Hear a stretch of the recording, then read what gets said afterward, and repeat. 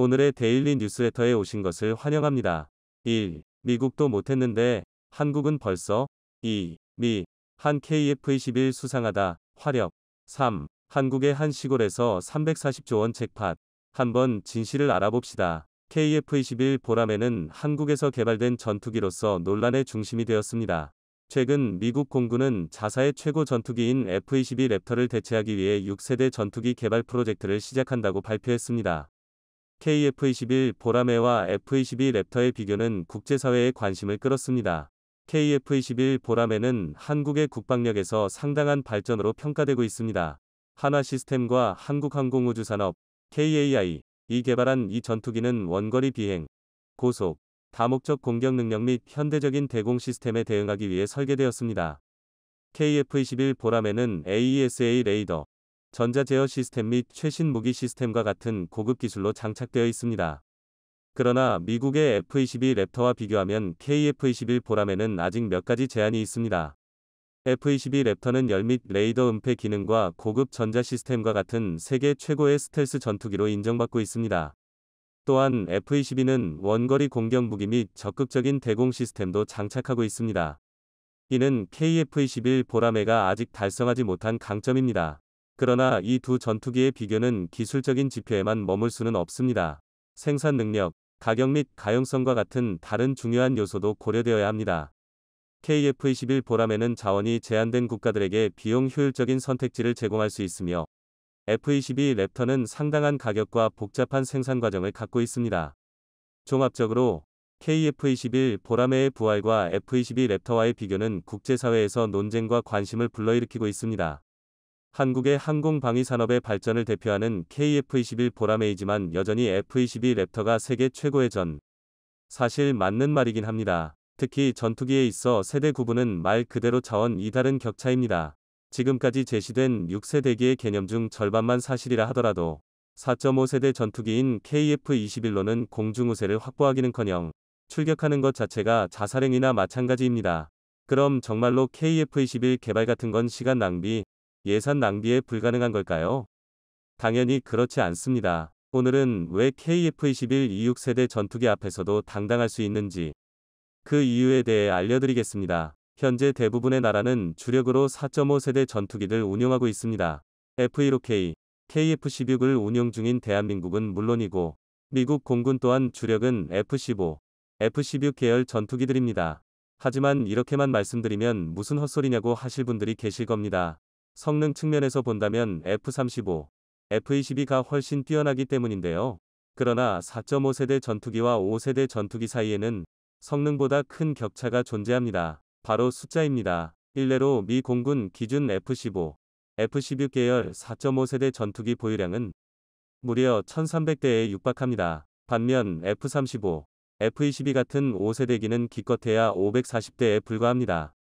보유 물량으로 따지면 절반에도 한참이나 못 미치는 셈입니다. 일반적으로 무기체계의 세대 구분은 성능이나 설계 구조에 있어 기존의 패러다임을 완벽히 뒤바꾸어야 가능합니다. 너득히 전투기 분야에서는 이런 기술적 격차가 더욱 도드라지는데요. 조금 과장을 보태자면 한 세대 위의 전투기를 상대하기 위해선 100대 이상의 9세대 전투기가 필요하다는 말이 있을 정도입니다. 실제로 F-22는 2006년에 치러진 노던 엣지 훈련에서 F-15, F-16, F-A-18을 상대로 144대 0이라는 말도 안 되는 전적을 기록하며 최강의 공중우세기로 등극했습니다. 이 덕에 F-22는 존재 자체만으로도 미국의 전략 무기 취급을 받았는데요. 그러나 현대에 와서 4.5세대라는 새로운 세대 구분이 확립되고 다른 나라의 전투기 기술도 급격하게 발전하면서 5세대 전투기의 경계는 극로도 희미해졌습니다. 한 전투기가 4.5세대로 분류받기 위해선 AESA 레이더와 적외선 추적 장비 어스트, 복합 소재 등의 첨단 기술이 적용되어야 하는데요. 또한 KF-21만 봐도 알 수 있듯이 스텔스 형상을 갖추고 있는 게 보통입니다. 콕 집어 스텔스기라고는 말할 수 없지만 기능적 형상에서 상당 부분 스텔스기를 추종하기 때문인데요. 그래프로 따지자면 4.5세대기는 5세대로 넘어가는 경계선에 서 있는 전투기라고 할 수 있습니다. 이는 다수의 전문가가 진정한 의미에서 5세대 스텔스 전투기는 F-22, F-35뿐이라고 말하는 것과 같은 이유인데요. 그만큼 5세 대기의 구분이 모호하다는 뜻입니다. 당연히 성능적 차이는 있겠지만 4.5세 대기로 5세 대기를 격추하는 게 불가능한 일은 아닌데요. 적어도 4.5세 대기 144대를 동원한다 하더라도 F-22 1대를 격추할 수 없다라는 건 시대착오적인 허풍에 불과합니다. 오히려 이쯤 되면 전술과 지형, 방공 레이더의 백업, 조기경보 통제기의 유무 등이 공중전에서 더 큰 영향을 미칠 텐데요. 그러나 6세대 전투기는 다릅니다. 물론 아직 실존하는 기체가 없는 만큼 여기부터 6세대 전투기다 라고 말할 수는 없지만 다수의 전문가는 5세대기 이상의 스텔스 성능을 기본으로 갖추고 대용량 네트워킹, 인공지능, 데이터 융합 등 최첨단 정보통신 기술이 접목되어 있어야만 6세대기로 구분할 수 있으리라 보고 있습니다. 이게 가능하려면 슈퍼컴퓨터급 성능의 임무 컴퓨터와 이를 기반으로 한 인공지능이 탑재되어야 하는데요. 이를 통해 육해공의 전통적인 작전 영역은 물론이고 우주와 사이버 영역에 대한 다각적이고 즉발적인 임무 수행이 가능해야 합니다. 또한 방대한 양의 정보를 실시간으로 처리할 수 있는 대용량 네트워킹 능력으로 전장 정보를 실시간으로 업데이트하고 플랫폼 간의 정보 공유를 자유롭게 수행할 수 있어야 6세 대기의 기본 조건을 충족할 수 있습니다. 다시 말해 전장 전 영역에 걸친 정보 공유가 가능해야 한다는 건데요. 6세 대기가 대부분의 상황에서 색적 및 추적, 최적의 화력 지원 유도부터 결심, 타격까지 수행할 수 있기 때문에 적이 예측할 수 없는 시간과 장소에서 예상할 수 없는 방법으로 타격 작전을 수행할 수 있습니다. 무기체계의 존재가 전략 단계의 행동에 영향을 미치는 셈인데요. 또한 6세 대기는 통상적으로 MUMT가 기본입니다. 심지어 6세 대기 자체가 무인으로 운용될 가능성도 있는데요. 다시 말해 6세 대기 1대란 곧 전투기 1대와 로열 윙맨 역할의 무인 기수대를 한데 묶어 부르는 명칭이라고 할 수 있습니다. 더군다나 이 로열 윙맨들은 지상에서 따로 조종하는 게 아니라 6세 대기의 인공지능이 직간접적으로 개입해서 컨트롤합니다. 예를 들면 SEAD 임무에서 적 방공망을 제압하기 위해 무인기를 선제 투입하는 식인데요. 이를 이용하면 6세 대기 단독으로도 편대 임무 수행이 가능해집니다. 아예 그동안의 전술 개념을 송두리째 바꿔버릴 수 있는 능력인데요. 그렇기에 4.5세대, 5세대 전투기로 6세대 전투기를 격추하는 건 불가능하다는 이야기가 나오는 것입니다. 6세 대기의 실전 배치가 시작된다면 수적 격차를 떠난 초월적인 성능으로 단숨에 주력으로 등극할 텐데요. 여기서 끝이 아닙니다. 지금까지의 차이가 다소 막연한 소프트 파워였다면 탑재 무장에 있어서도 상당히 직관적인 변화가 예측됩니다.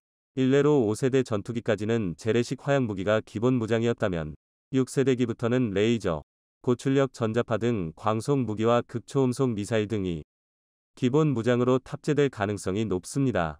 마치 바다 위의 함정처럼 고출력 엔진을 기반으로 한 전력 생산, 여기서 발생한 추가 에너지를 이용한 항속거리 증가 등으로 작전 수행 능력에서부터 화력까지 말 그대로 한 차원 이상의 압도적인 성능을 보이는 것입니다. F-22가 처음 세상에 등장했을 때 그 압도적인 전투력으로 미국이 외계인과 싸우기 위해 만들었다라는 수식어가 붙었는데요. 6세대 전투기는 그 F-22를 압도할 외계인의 UFO라고 비유할 수 있습니다. 그렇기에 전투기 독자 개발의 기술력을 갖추고 있는 국가라면 너도나도 6세대기 개발에 뛰어들 정도인데요.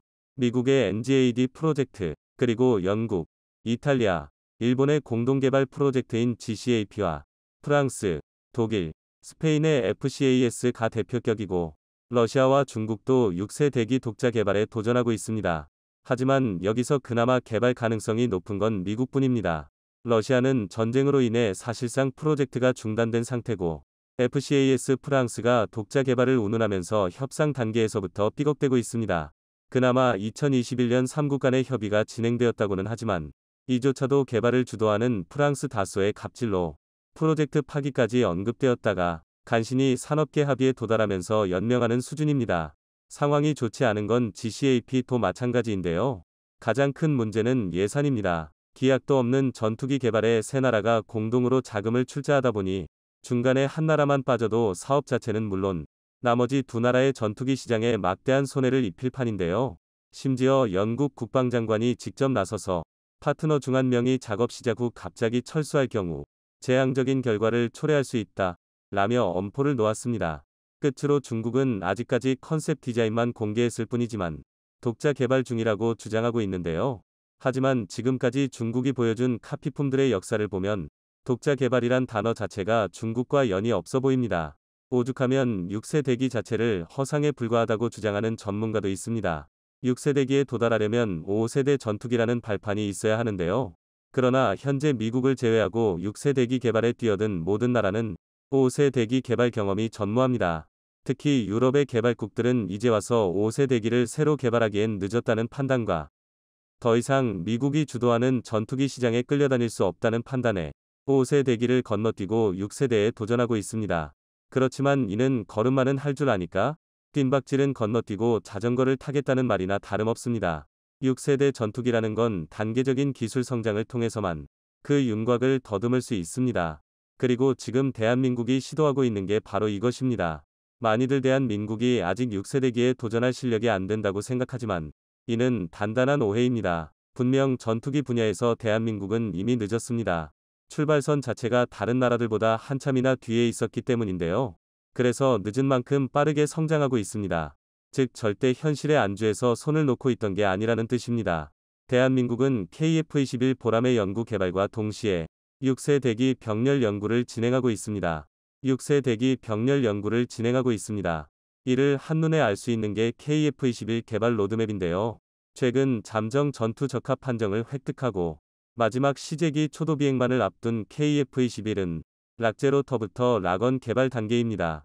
공대공 임무와 제한적인 공대지 임무 수행이 가능하고 노후화된 F5, KF5를 대체하기 위해 긴급 소요분으로 40대 양산이 예정되어 있습니다. 이후 락2부터는 공대지, 공대함 임무 또한 완벽히 수행할 수 있고 80대 양산이 예정되어 있는데요. 최근 폴란드가 KF-21 개발 사업 참여 의사를 공식화한 만큼 락2 단계에서부터 폴란드의 참여가 유력합니다. 그리고 대망의 락3와 이후 단계에서부터는 현재 반매립 형태인 무장 탑재 방식을 완전한 내부 무장창으로 개수하여 스텔스 성능을 확보하고 인공지능 기술, 고용량 네트워크, 다역력 감지 센서 적용 등 구체적인 개발 방향까지 이미 나와 있는데요. 심지어 KUSX를 연계한 MUMT 체계 운용은 상당히 선명한 윤곽이 드러난 상태입니다. KF-21 무인 편대기 개발을 주관하는 대한항공은 2025년까지 무인기 단독 초도 비행을 계획 중이고 2027년 KF-21 과의 합동작전 시험을 계획하고 있습니다. 현재의 4.5세대 단계에서부터 스텔스를 확보하는 5세대 MUMT와 이를 운용하기 위해 인공지능을 탑재하는 5.5세대까지 동시에 개발이 진행 중인 셈입니다. 6세 대기 개발은 아무리 미국이라 하더라도 최소 10년 이상은 소요될 것입니다. 지금 조바심 내봐야 아무 소용 없다는 뜻인데요. 오히려 끝에 가서는 착실한 단계적 성장만이 대한민국을 더욱 빠르게 골라인에 도달하게 할 것입니다. 우리가 만든 최초의 초음속 전투기 KF-21의 개발 일정이 또 한 번 앞당겨졌습니다. 이제 정말 자국산 4.5세대 전투기가 대한민국 하늘로 날아오를 날이 얼마 남지 않은 것인데요. 애초 KF-21은 2024년 후반기 양산이 시작될 예정이었으나 최근 KAI가 발표한 자료에 의하면 초음속 돌파, 무장 분리 및 발사 실험의 성공으로 개발 일정을 6개월이나 앞당긴 것입니다. 공식적으로 양산 시기를 내년 5월로 못 박은 것은 사실상 개발 성공을 의미하는 것으로 이제 별다른 난관 없이 바로 공장에서 뽑아낼 수 있다는 자신감을 내비친 것인데요. 덕분에 실전 배치 계획도 최소 6개월에서 최대 1년 이상 단축되었습니다. 아무리 객관적으로 보려고 노력해도 도저히 믿지 못할 만큼 빠른 속도입니다. 실제로 세계 굴지의 외신들도 대한민국 항공 기술력의 폭풍 성장을 대서특필하고 있는데요. 이게 가능했던 건 매 시험 비행 때마다 예상을 훨씬 웃도는 결과값을 보여준 KF-21 덕분이었습니다. KF-21 개발 과정에서 겪었던 고난과 역경을 생각하면 감개무량한 일인데요. 그래서 준비했습니다. 오늘은 양산 일정까지 앞당겨버린 KF-21의 미친 무장과 전력화 시험이 갖는 의미에 대해서 알아보겠습니다. 현행 세계 어떤 나라의 전투기도 이 정도로 높은 시험 비행 성공률을 기록하지는 못했습니다. 전 세계 전투기 개발사에 유례가 없던 성공 확률과 개발 속도를 바로 현재 우리 KF-21 보라매가 보여주고 있는데요. 이렇게 매일 의미 있는 역사를 써내려가는 KF-21이 대한민국의 첫 국산 전투기라는 걸 생각하면 정말 말도 안 나올 수준입니다. 실제로 당장 F-35만 봐도 개발 과정에서 온갖 문제가 드러나면서 지금까지도 도입국 임장에선 유지가 애매한 전투기가 되었습니다. 오죽하면 미국 내에서도 F-35 개발 결함이 도마에 오를 때마다 프로젝트를 취소하니 많이 열띤 논쟁이 오가는데요. 그도 그럴 게 지금까지 알려진 F-35의 대표적인 결함만 해도 일례로 2차례나 비상시 조종석 사출 시험에 실패해서 파일럿 몸무게를 61.7터부터 74.8kg으로 제한하는 웃지 못할 해프닝이 벌어지기도 했는데요. 이외에도 내부 무잠창이 열에 취약해서 지상기온이 32.2도가 넘거나 고속비행 시 10분 이상 무장창을 폐쇄할 경우 내부 온도가 위험한 수준까지 상승하는 중대 결함이 발생하기도 했습니다. 또 연료를 가득 채울 경우 기동성이 급격하게 떨어져 최대 3.8 지휘 중력 가속도밖에 감당하지 못했고 비행 속도가 마하 1.1을 넘어가면 무장을 발사하는 게 불가능해지는 황당한 일이 벌어지기도 했는데요. 하나하나가 주옥 같은 중대 결함을 고쳐내느라 F-35의 개발 완료 일정은 이미 수차례나 연기된 상태입니다.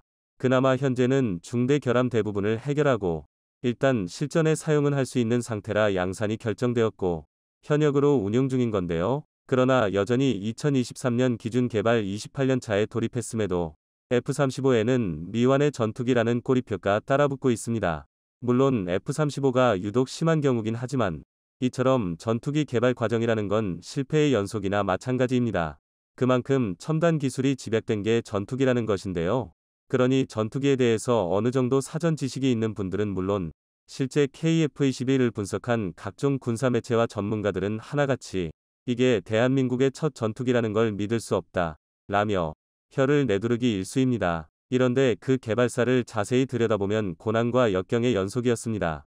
최근 국산화에 성공했다며 뉴스로 보도되기도 한 AESA 레이더가 가장 대표적이었는데요. 전면부에 1000여 개의 소형 동합 모듈을 장착해 각 모듈마다 독립적인 송수신을 가능하게 만든 AESA 레이더는 현대 레이더 기술의 정점이라고 해도 과언이 아닙니다.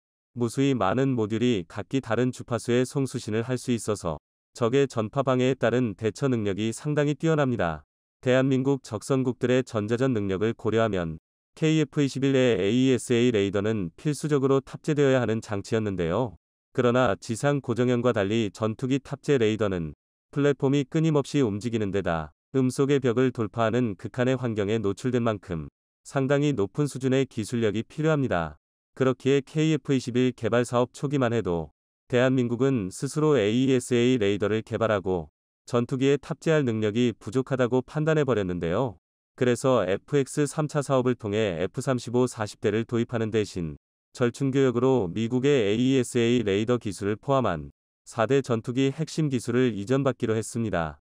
그런데 화장실 들어갈 때와 나올 때 태도가 다르다고 미국이 입을 싹 닫고 기술 이전 거부로 계약을 뒤집어 엎어 버렸는데요. 지금은 상상하기 어렵지만 당시만 하더라도 이는 KF-21 프로젝트가 존폐 위기에 놓일 만큼 심각한 문제였습니다. 심지어 미국이 기술 이전을 거부했다는 소식이 알려진 2015년 당시만 하더라도 레이더 없는 전투기를 만들 셈이냐며 지금이라도 KF-21 개발을 포기하자는 의견이 주류였을 지경입니다. 그러나 안 되면 되게 하는 게 대한민국이죠. 시도라도 해봐야 실패의 이유를 배울 수 있는 법이고 대한민국은 때릴수록 강해지는 특별한 국민성을 지닌 나라였습니다.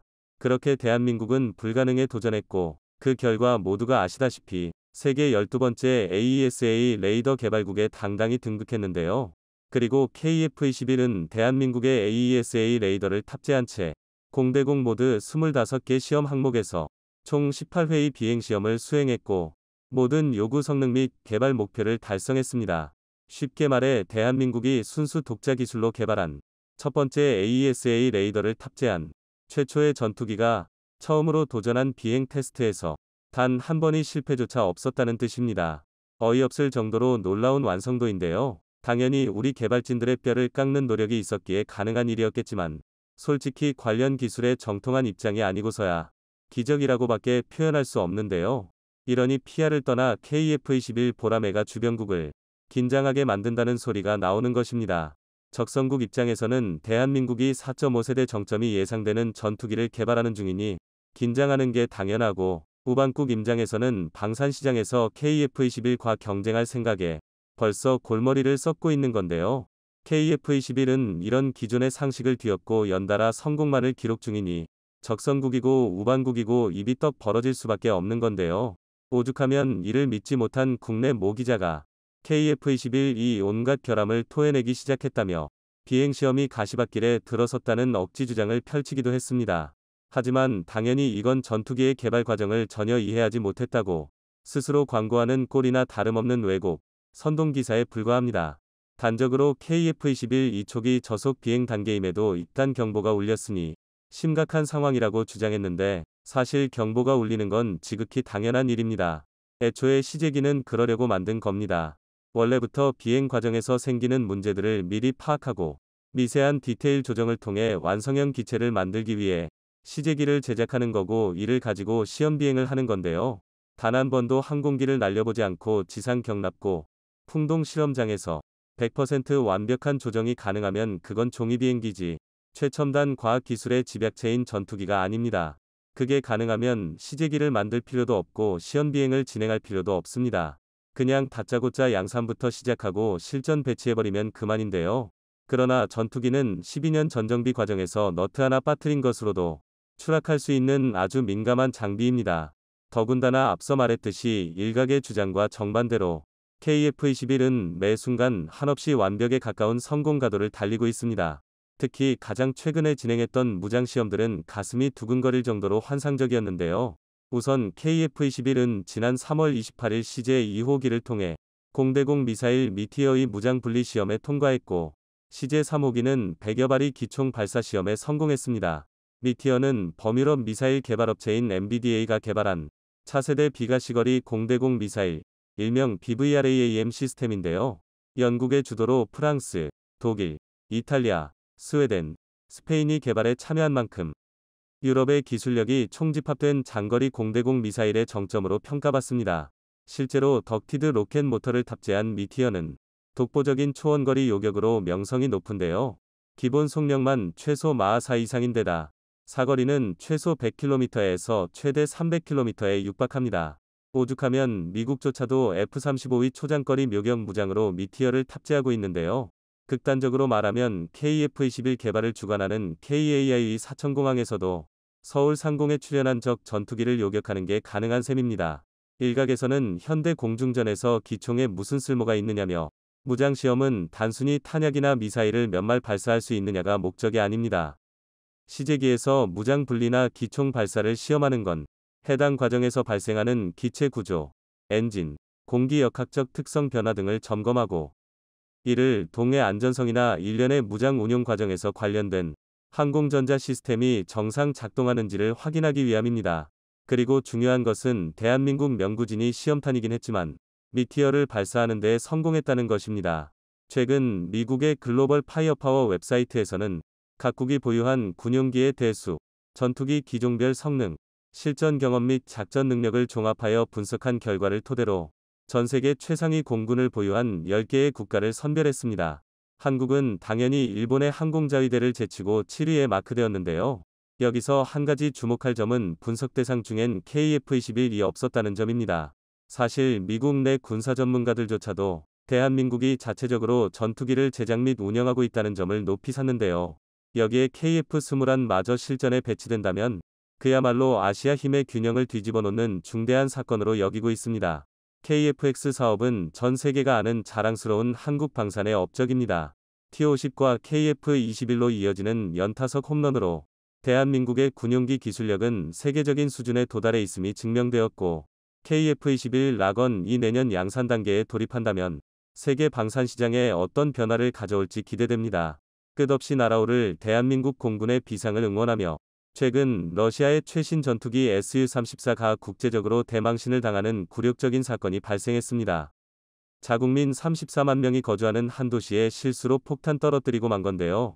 AP에 따르면 우크라이나에서 40km 떨어져 있는 러시아 서부 도시 벨고로드에 지난 20일 밤 러시아 공군 폭격기가 폭탄을 투하해 주민들이 부상을 입는 사고가 발생했습니다. 러시아 주민들에 따르면 폭탄이 터진 뒤 주변 아파트 건물들이 흔들리고 폭탄이 떨어진 도로에는 직경 20m짜리 구멍이 뚫렸습니다. 러시아 당국은 애초에 Su-34에서 폭탄이 투하된 사실을 숨기고 이를 우크라이나의 소행으로 몰아갔지만 결국 오폭이 있었음을 뒤늦게 서인했습니다. 군사 전문가들은 이번에 떨어진 폭탄이 500kg 위력을 가진 강력한 폭탄이었을 가능성이 높다고 봤는데요. 이렇듯 계속된 전투로 인해 러시아 공군기의 비행 횟수가 급격히 증가하면서 추락과 사고 역시 급증하고 있는 것으로 보입니다. 그리고 최근 일본에서는 중국을 견제하기 위해 첨단 기술을 공유하지 않는 미국 대신 영국, 이탈리아와 손을 잡고 6세대 스텔스 전투기를 공동 개발하겠다며 선전포고했는데요. 글로벌 전투항공 프로그램 GCAP로 불리는 이번 개발 계획은 영국과 이탈리아가 추진하던 6세대 전투기 개발 프로그램 템페스트와 일본의 차기 전투기 개발 계획을 합친 겁니다. 외신에 따르면 일본 미쓰비시 중공업, 영국 BAE 시스템스, 이탈리아 레오나르도가 참여했으며 GCAP는 차세대 전투기 개발을 위한 단순 협력이 아닙니다.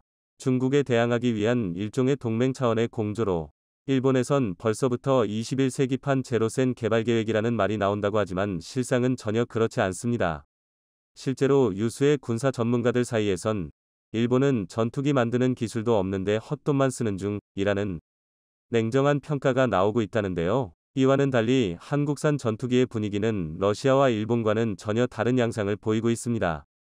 실제로 작년에 폴란드와 4조 원대 잭팟을 터뜨린 한국형 경전투기 FA-50, 이 최근 말레이시아와도 수출 계약을 맺으며 나날이 영역을 확장하고 있는데요. 여기에 더해 한국산 전투기는 최근 340조 원 규모의 초대박을 터뜨리며 그야말로 대세를 입증했다고 하는데 자세히 알아보겠습니다. 전 세계적으로 경전투기 수요가 늘어나는 가운데 FA-50의 뛰어난 성능이 다시금 주목받고 있습니다. 최근 한국항공우주산업 KAI가 미국의 록히드 마틴과 협력해 미국의 군용기 획득 사업에 새롭게 추진하는 것으로 드러나면서 세계 최대 군수 시장인 미국까지 진출할 발판이 마련됐는데요. 앞서 2018년 KAI는 미국 군용기 수출을 위해 협력했다가 무산된 적이 있었는데 한미 정상회담을 계기로 다시금 국내 기술의 전투기 수출에 탄력을 받게 된 겁니다. 실제로 한국은 미 공군 고등훈련기 사업 수주를 위해 록히드 마틴과 함께 T-50A를 제안하며 도전했으나 탈락한 지 5년 만에 새로운 기회를 갖게 됐습니다. 주요 외신에 따르면 KAI와 록히드 마틴은 미 현지에서 열린 한미 비즈니스 라운드 테이블 행사에서 FA-50 전투기의 미국 시장 진출에 대해 구체적인 논의가 있었다고 합니다. 이에 따라 KAI는 미 공군과 해군의 군용기 획득 사업에 미 록히드 마틴사와 협력단, 즉 컨소시엄 형태로 참여할 예정인데요. 미국산을 우선 구매하는 미국 산업보호법에 따라 미 방산업체가 주계약자 자격을 가져야 하기에 록히드 마틴과 협업하는 형태로 진행되는 겁니다. 미국은 앞으로 수년 내에 미 해군의 전술대체항공기와 신규 훈련기 사업, 미 공군 고등 전술훈련기 사업을 본격화할 예정인데 이 사업에 필요한 전투기는 무려 500터부터 700대에 이르는 것으로 추산됩니다. 이에 따라 단순히 계산해보면 FA-50의 미국 수출 규모만 500대로 더 나아가 1300대 규모의 세계 수출까지 성공하면 최대 340조 원이 넘는 엄청난 수주 잭팟이 또 다시 터지게 되는 건데요. 실제로 이번에 미국 수출의 벽을 뚫는다면 한국은 5세대 전투기를 쓰는 선진국들을 대상으로 첨단 훈련기를 판매할 길이 거의 자동으로 열리게 되는 셈입니다. 특히나 방산 수출은 기업 간 거래가 아닌 외교적인 신뢰를 기반으로 이뤄지기 때문에 이번 회담에서 한국산 훈련기가 거론된 만큼 FA-50 수출이 탄력을 받을 거란 관측이 지배적인데요.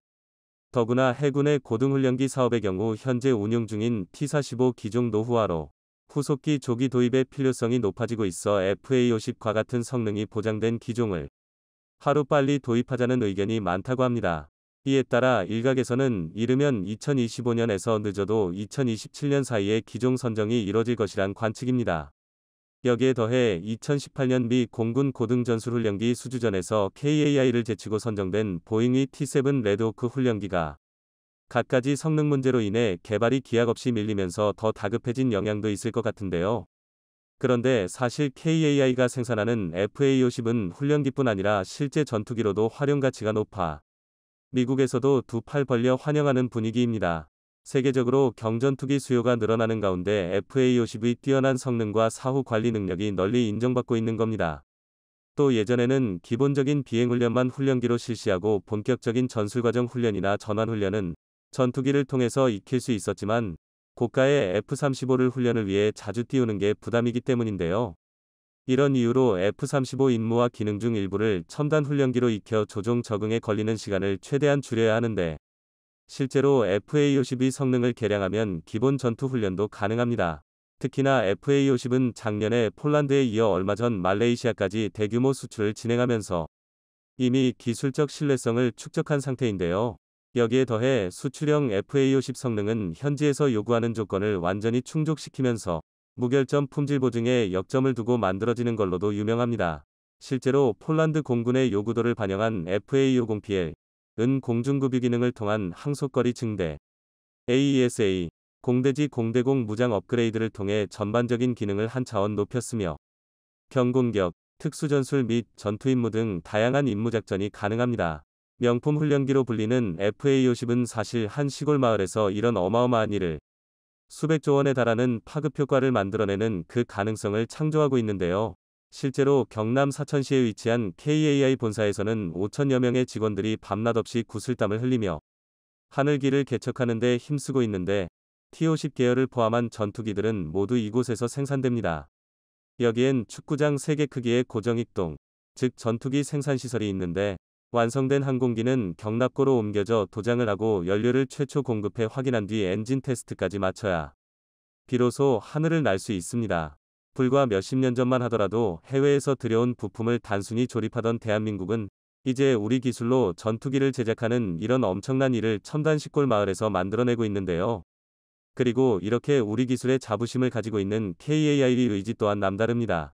실제로 강구영 KAI 사장은 세계 최고의 비행기들이 나는 곳이 미국이고 거기서 우리 비행기가 날 수 있다면 KAI 브랜드 가치가 메이저리그로 상승하게 된다 며 미국 시장에 올인하겠다고 강조했습니다. 이렇게 FA-50이 미국에 수출되면 대한민국 방산 역사에 엄청난 기념비적인 성과가 될 것으로 보이는데요. 보통 미국이 다른 국가의 무기를 쉽게 받아들이지 않기에 FA-50을 미국에 수출했다는 그 사실 자체로만 기술과 성능 검증이 이미 끝났다는 이야기가 성립될 수 있기 때문입니다. 그렇게 되면 나아가 KF-21이 수출에도 엄청난 도움이 될 것으로 보이는데요. 실제로 여러 가지 이유로 F-35 전투기를 도입하지 못하는 국가들에게 미국이 대안책으로 KF-21을 제시하면서 공급될 가능성이 높기 때문입니다. 여기에 더해 FA-50을 도입한 국가들 역시 KF-21을 선택할 가능성이 큰데, 실제로 이들은 T-50, FA-50의 상호 운용성이나 안정성 측면에서 우수성을 이미 파악했기에 KAI가 제작한 KF-21에 대해서도 기대감이 높은 게 사실입니다. 그리고 미국 역시 5세대급에 육박하는 KF-21 개발에도 주목하고 있는 상황이라고 합니다.